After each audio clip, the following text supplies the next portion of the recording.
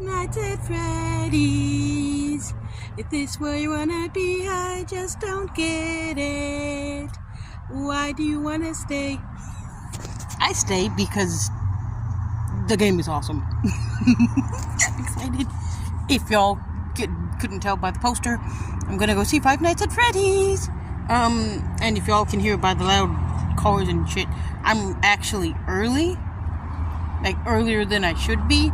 But my paratransit, I told my paratransit to get me here by 12, because the movie starts at 12:15. I wanted plenty of time to get my snacks and shit. And I can't leave because there's nowhere to walk in this area, really. But, yes. So, Five Nights at Freddy's.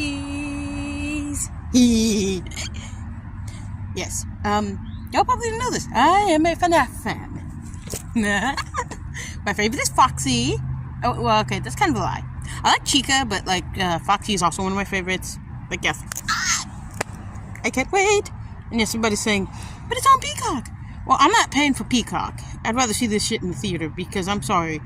Either go to the movies or don't go see the movie. Don't watch the movie. Wait till it comes to home media, then watch. Because, streaming is nice and all, but don't watch the movie new streaming. I've been seeing people TikTok live stream that movie.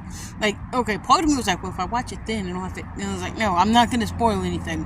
As soon as I see something that says Five Nights at Freddy's, I don't, other than game content or things in relation to, here's what you need to know before you watch the movie stuff. I've been avoiding it like the plague because I do not want anything getting spoiled because I'm so excited for this. Okay, for those who are wondering, FNAF is I don't call it special interest. Not quite special interest. It is a favorite of mine. It's not quite special interest level because I don't know all the shit about Five Nights at Freddy's. There are people that know way more than me. I just love Five Nights at Freddy's because it's kind of like Chuck E. Cheese after dark. I love me some Chuck E. Cheese, which is one of my special interests. Special interest fun fact about Chuck E. Cheese, it was started by Nolan Bushnell, the creator of Atari. You're welcome. There's your stupid, useless, not useless, because you could use it in a trivia thing, but mostly useless factoid for the day. Bye! Hello, kids. I have a video for you all today you're going to love. This is my review of the FNAF movie. Now, there will be some spoilers. Not a lot of spoilers, but there will be some. If you see this, means we're getting into spoiler territory. This means we're out of spoiler territory. So, be prepared. Because, I don't want to spoil everything, but there's some stuff that has to get spoiled. Just for the sake of, yes. So, first of all, my first impressions, great movie. It did feel a little rushed, but not as rushed as people were saying. To be honest, I'm thinking, because originally Warner Brothers had picked up the movie, and they were going to do it, and then they didn't, and that's how we got that Banana Splits movie. That's basically the same thing as the Five Nights at Freddy's movie, but not really. This is what I think happened in the background. And also why it seems a little rushed. My best thought is that they planned the movie, Warner Brothers picked it up, and then the merger happened. They had the stuff, the scripts were ready, the merger happened, or the merger was in talks, and then they were told, hey, we need you to can that script and do this script instead, because this will make the bosses happy, especially if the merger does go through. It'll save your movie. It'll make it so you can make the movie. Then, of course, they had the merger at some point, or at the very least, more talks of the merger, and it's more finite, it will get merged.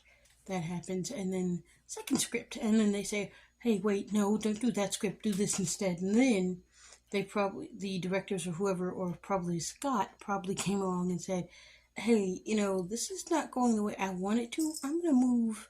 I don't like all these script changes. So they probably left. Or Warner Brothers told them, hey, look, this is getting ridiculous. You're not moving fast enough.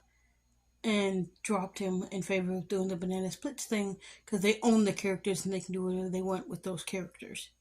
So that's probably what happened. So there's that. And as to why it feels rushed, it probably feels rushed because there were things they wanted to do, but they couldn't do.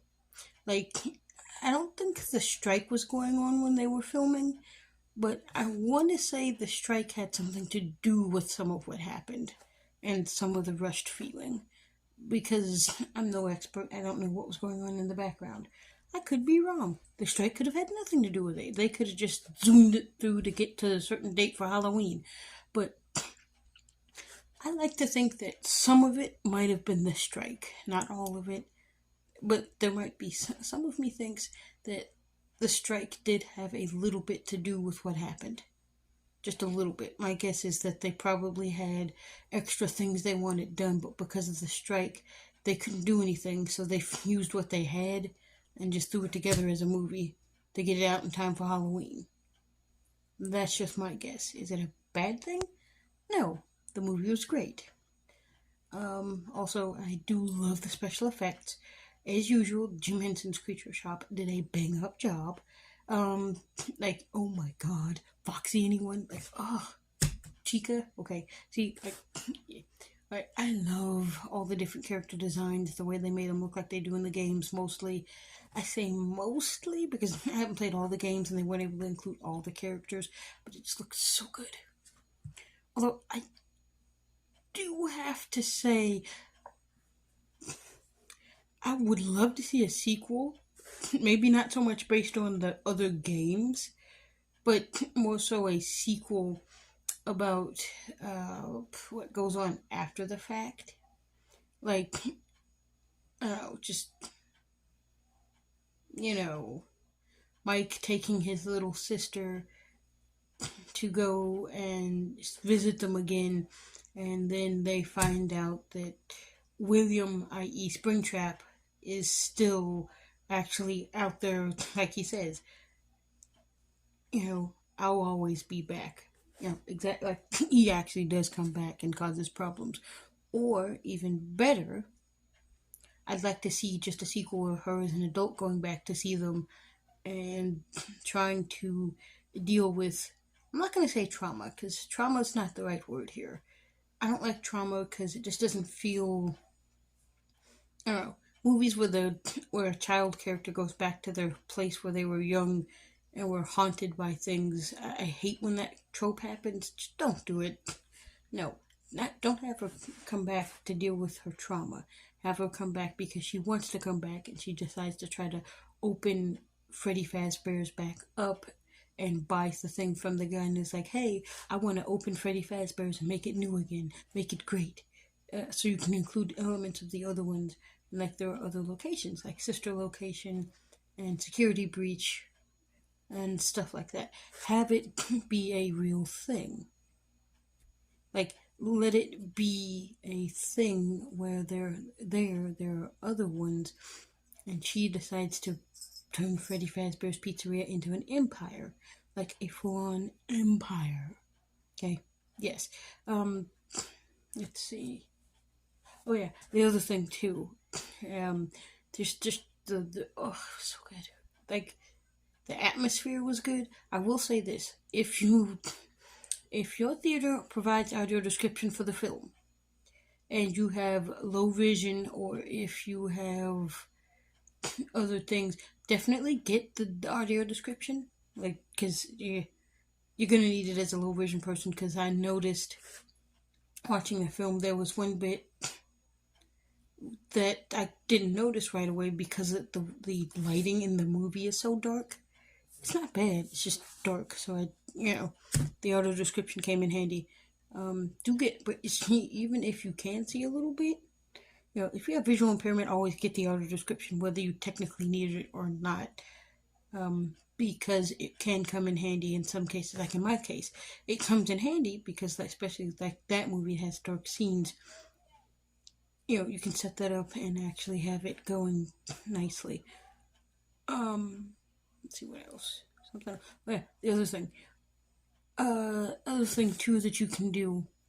It also helps too if you're watching a movie that is detail oriented and it's hard to pay attention to details and what they're saying. That's also useful for that. Now, speaking of details, time for some spoiler. Okay, not much, I promise. The detail of Chica's cupcake having the mouth and being able to eat people. So there's this one part where Chica's cupcake eats the face off a guy. Oh my god, it was gruesome and lovely. Like, yes. So unfortunately, the movie is PG-13, so it doesn't go. It's not as gruesome as it could have been.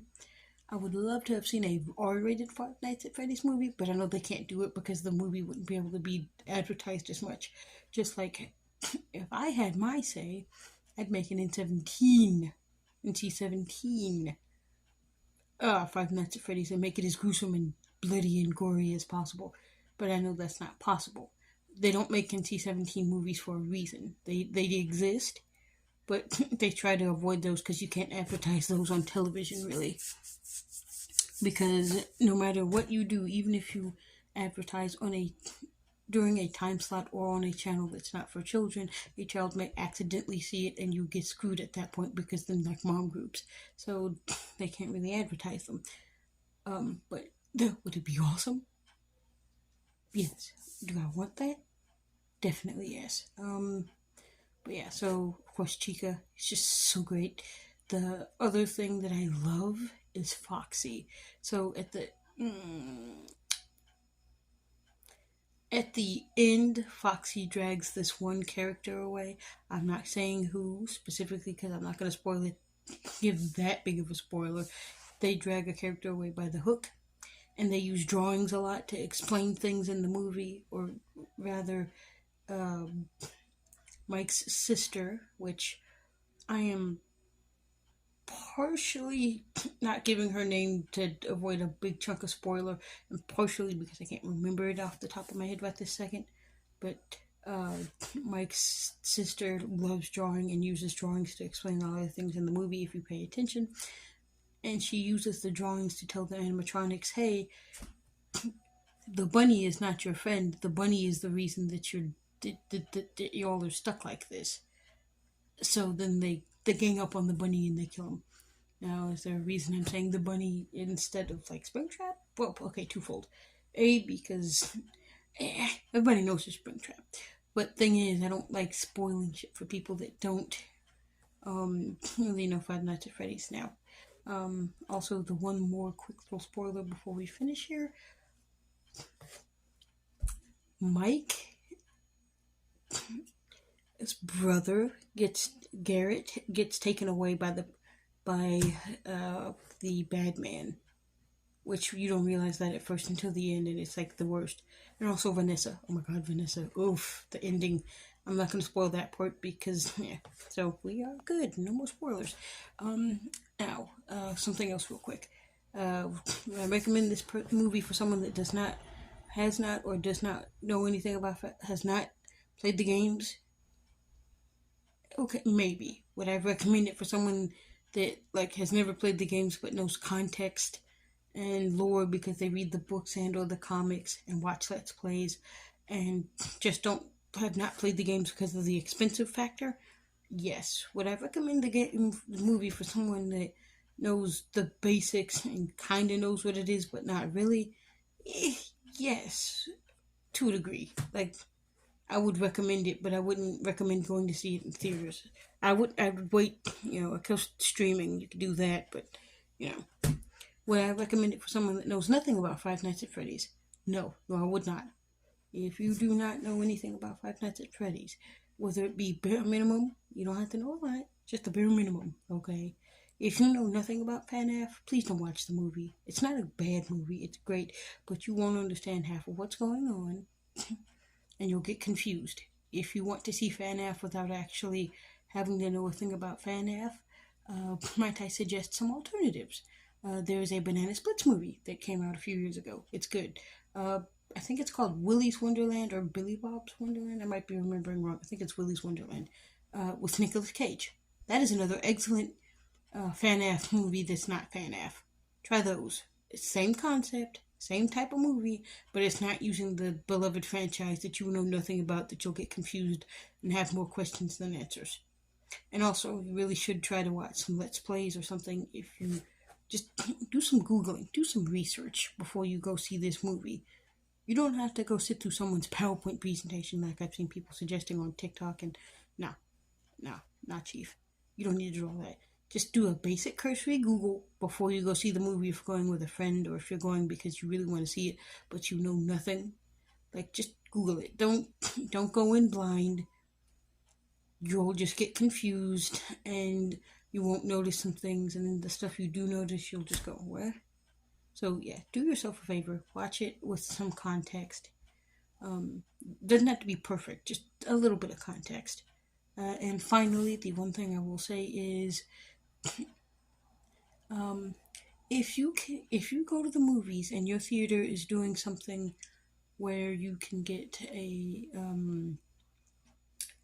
Freddy Fazbear's Pizzeria pizza box at your cinema, and you're going at the cinema, please, and you can afford to get the pizza instead of the popcorn, please do that, because you will thank me later. They look cool, and I got some, and you want to know where are they? Well, they're not here in the media. They are not here in the studio/media room. I'm actually going to be fixing them. They're not busted or nothing. I need to seal one of them, and I'm putting fake pizza in the other for display purposes. So, yeah, it's gonna look good. You'll get to see that video later when I get to it. But yeah, if you can do that, do that. If not, that's fine too. But it'll just make the experience a little more fun. Also, one final little word of advice. This movie is PG-13, but it is, and it's scary, but it is not nightmare scary. It's not nightmare scary. Would I say little kid go see this? I'm not going to suggest it, because it is kind of disturbing and it does get gross.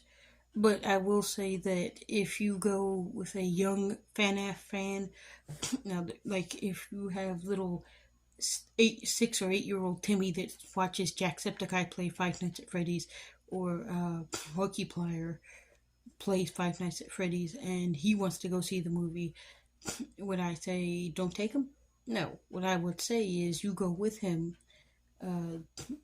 Make it a thing. You and him and a friend go see it. But you tell him, you explain the situation, and do it. It's not for children. No, this movie is not for children. It is for teenagers and up.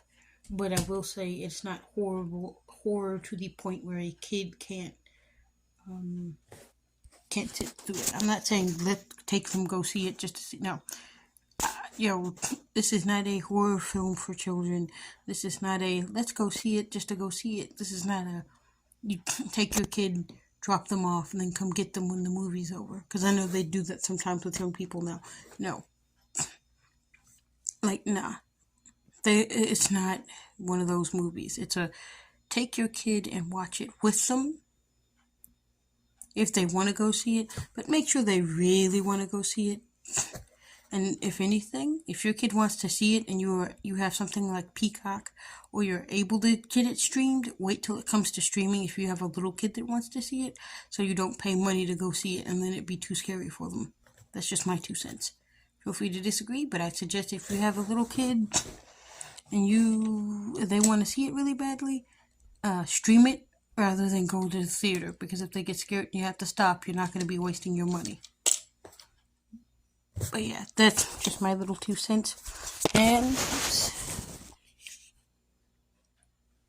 there's my opinion on Freddy's movie. I hope you guys enjoy and have a wonderful rest of your evening. Say bye-bye, Captain. Say bye-bye, Captain.